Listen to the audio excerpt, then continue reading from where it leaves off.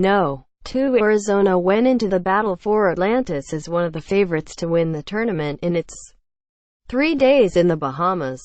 Now, the Wildcats, 3-2, will look to avoid going winless at the event after falling to SMU 66-60 Thursday night in their second game of the tournament.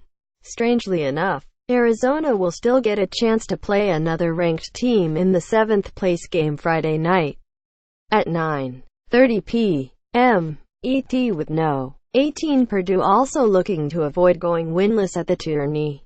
Article continues below. The Wildcats took a late first-half lead Thursday night, but 20 turnovers and 20 offensive rebounds surrendered to the Mustangs took their toll as SMU 5-1 did enough to pull away in the end. It was much of the same from the Wildcats on night 2 of the battle for Atlantis. Lapses on defense, stretches of ineffectiveness on offense and missed free throws. The added element in Thursday night's loss, which wasn't there in the loss North Carolina State on Wednesday, were the turnovers. The Wildcats turned the ball over more than they have at any other point this season, finishing with 20 to SMU's 8. Arizona's bench was once again mostly a non-factor in Thursday's loss as freshman power forward Ira Lee was the only reserve to score, finishing with 5 points and 6 rebounds, plus 2 blocks. The rest of Arizona's reserves went 0 for 5 from the field in the loss. The Wildcats bench was outscored 39-6 in Wednesday's loss to NC State. Alonzo Trier led Arizona with 22 points on Thursday night, to go along with 5 rebounds and 3 assists, while freshman big man DeAndre Ayton collected his 5th double-double in as many games with 17 points and a career-high 15 rebounds.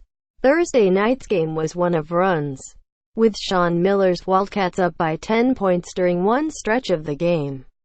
SMU's largest lead was 11 points with 14:06 left in the second half.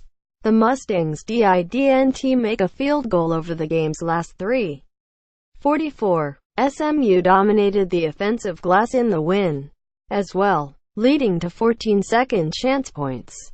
Arizona has struggled in the tournament with the smaller lineups of NC State and SMU. But Purdue has plenty of size as well as an older, experienced team. Clearly there's a lot on the line, Miller said of the Friday night matchup. Just like our program, they have a lot of pride. The Boilermakers dropped their game with Western Kentucky 77-73 Thursday night. Purdue lost its opening game of the tournament 78-75 to Tennessee in overtime. More than anything, I think it just bothers guys when their shots don't fall, Purdue coach Matt Painter said. We took some good shots in the first half that didn't go down. And you can't let it bother you. You've got to be able to grind it out. I don't know if we strung together 2 stops in the first half. We gotta be a better defensive team. We gotta be a better rebounding team.